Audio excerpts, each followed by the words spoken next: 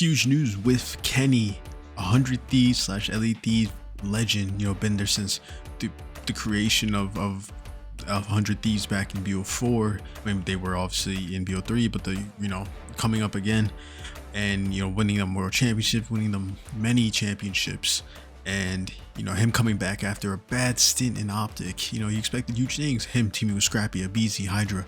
Maybe it's time for his come up. People know what he's capable of. People know that he's a good player. And it just didn't really turn out that way.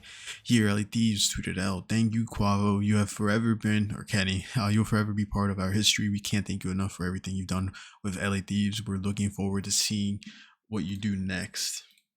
And I mean, yeah, I remember over the years, you were Rookie of the Year in Team K. Should have won champs in World War II. Went into 100 Thieves. Bad, terrible start in the beginning of the season with him, Pharaoh, rest in peace. Octane, and what was the team? It was before Priest and Crowder, Enable and Slasher, and then obviously the switch up and the Priest that came from 100 Thieves after phase didn't make it to the league, and Crowder joining as head coach, and then just transformed that team into an unstoppable team, winning London, winning Anaheim, and then heading to the COD World Championship Finals just to lose to United, a strong team, one of the best teams of the year. So can't really hate on that. So, I remember that story just like it was yesterday. I remember, wow, I was 12, 13 years old. So, he's a legend of the team there. And his replacement was heavily linked to Nium. He's been linked for like the past month now. Hydra tried to debunk it, saying false information. A few days later, he got announced as a bench player for Elite Thieves. But if they didn't use him after Major 1, then he'll be, I guess he wouldn't have been a 100 Thieves player anymore.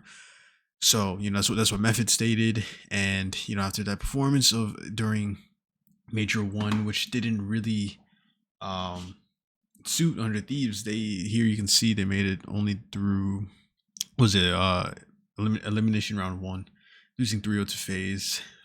It's just they beat Carolina, who online looks great. They were one of the best teams online. You 3-0 them, then you go against Genomates just to get 3-0'd, and it's just and then obviously you go against FaZe, and then you get 3-0'd again. Getting 3-0'd to the two top teams in the, or a FaZe with a brand new roster, and the Genomates, one of the top 2 best teams in the game. It sucks for Kenny, because Kenny was 100% the scapegoat.